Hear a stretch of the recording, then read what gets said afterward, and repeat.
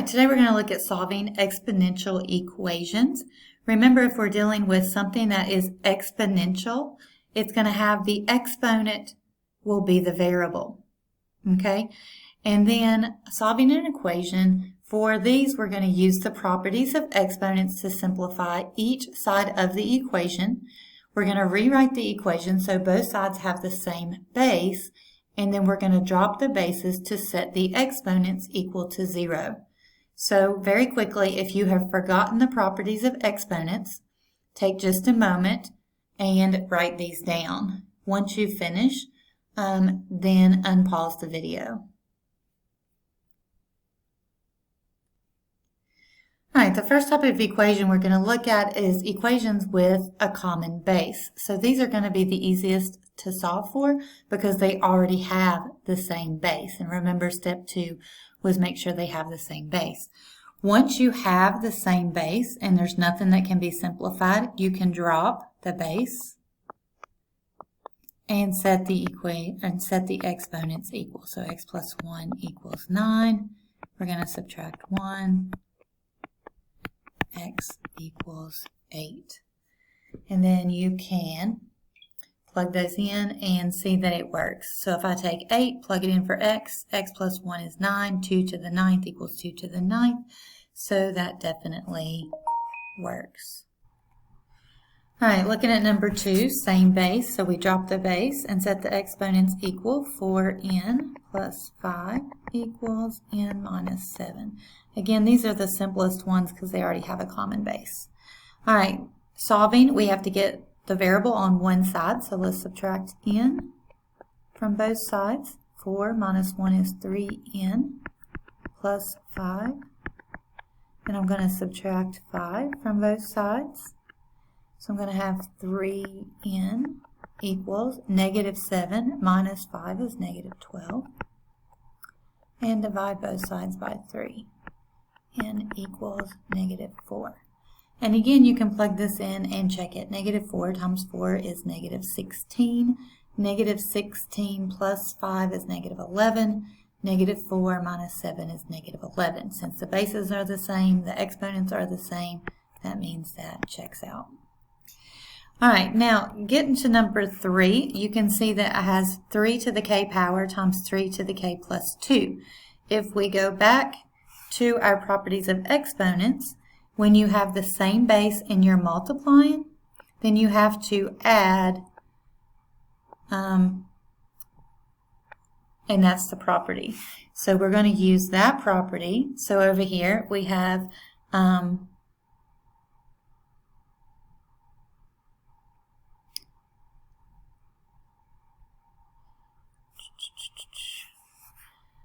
we're going to have the same base. We're going to add our exponents together. So we can do k plus 2 equals, and drop the base here, and I get 5k minus 1. And again, properties of exponents, when you multiply using the same base, you add the exponents. So k plus k is 2k plus 2 equals 5k minus 1. Subtract 2k, so 2 equals 3k minus 1, and then I'm just going to rewrite that up here. I'm going to add 1 to both sides. 2 and 1 make 3. Divide both sides by 3 to get k by itself. K equals 1. And again, you should be able to plug that in. 1, and then 1 plus 3 is, or 1 plus 2 is 3. 3 plus 1 is 4. And then if I put a 1 over here, 5 minus 1 is 4. So that one checks out as well. All right, over here, same base. I'm going to add my exponents. So negative 4 plus 9. Equals my exponents on this side. I'm same base multiplying, so I'm going to still add my exponents together. That's properties of exponents.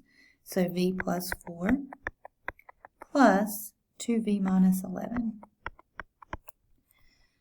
All right, so I can combine these because they're like terms. They neither one have a variable. Negative 4 plus 9 is 5. I've got v and 2v on the same side. That means I can combine like terms. And then I've got 4 and negative 11, so that gives me negative 7. I'm going to add 7, and that's going to give me 12 equals 3v.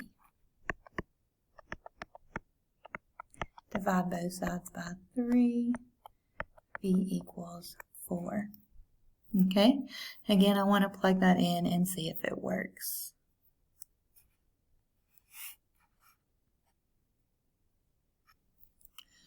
All right, now we're going to look at equations without a common base. So now we have to try to get the two bases to be the same. This is where good number sense comes into play. If you're good at your multiplication tables and you know what your powers are, then this will not be too difficult. So if I look at this and I say, well, how can I rewrite 36 as 6 to some power? Well, if you know that 36 is 6 times 6, 6 times 6 is the same as 6 squared. So I'm going to leave the left side the same, and I'm going to rewrite 36 as 6 squared. Now they have the same base. I can drop the base and set the exponents equal just like before. Add 10.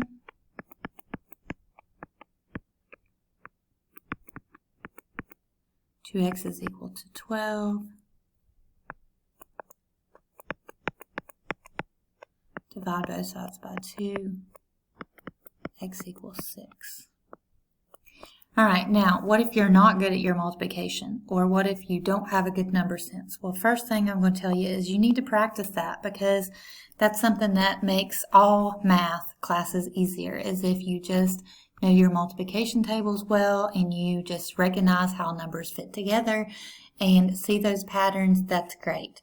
But I do have a table here for you guys that need to practice that or want to use the table. This will be in your assignments. You don't have to write this down unless you want to, but I'm going to attach this image in the notes section, so you'll be able to find it there. All right, so if I come down here and I knew that I had one base as 6 and my other number was 36, I can see that 6 squared is equal to 36. So I could also use this table to help me find combinations of numbers if you don't know that. And I don't expect you to know all of these, but hopefully you know a good part of them. 2s and 3s, you should at least know the first few. 2 times 2, 2 squared is 4. 2 to the third power is 2 times 2 times 2. That's 8. 2 to the fourth power, 16. These are some common ones that you will see often. Okay, so just kind of familiarize yourself with this chart. All right, let's look at another example. All right, number 6. We have 2 on one side, and we have 8 as the base on the other side. So we need to get the same base. Well, 2 is a prime number. It's as small as it can be. So 2 to the p minus 7 can't change.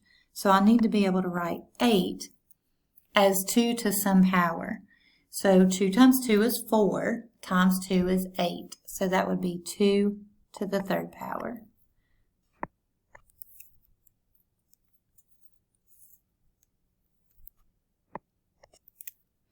All right, now that I have the same base, I can drop my base and solve.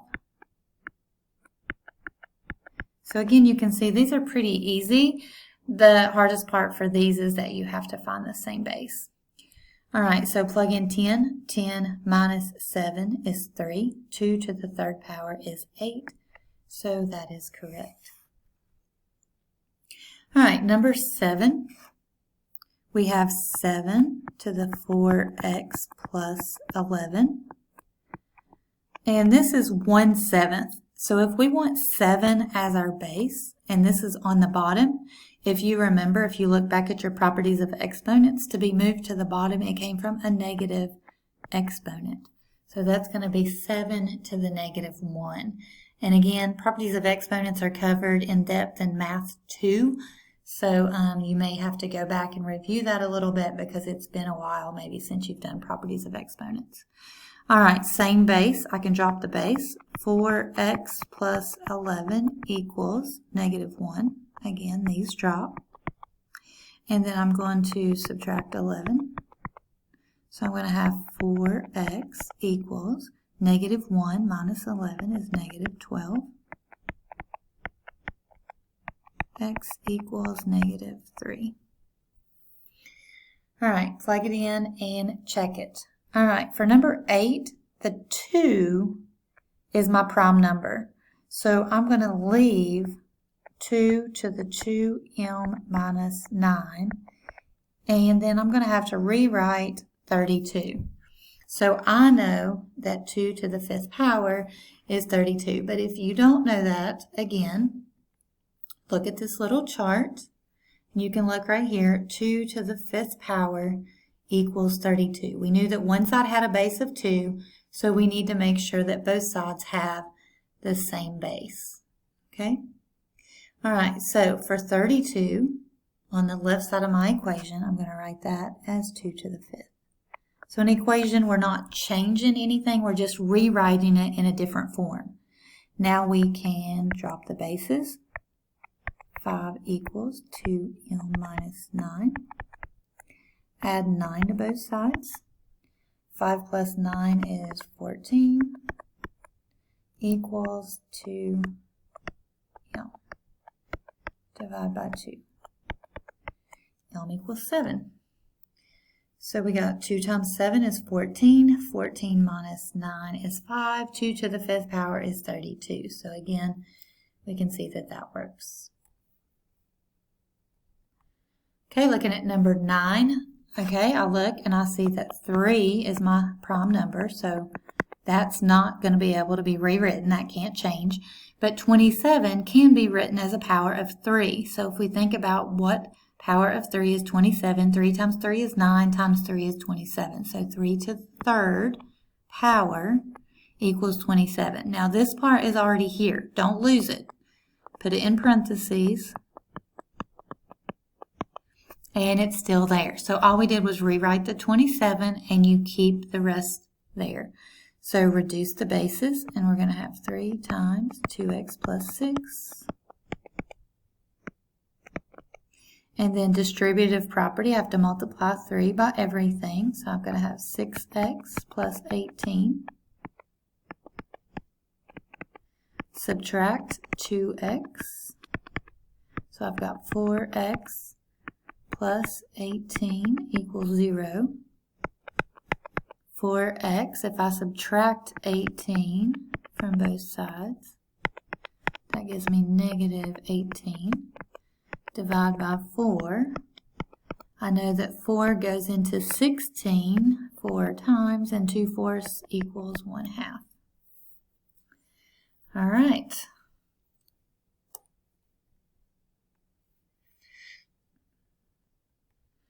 All right, I've already plugged this in and checked it, so you can check it or just make sure you check it when you get to your homework. So number 10, we have 4.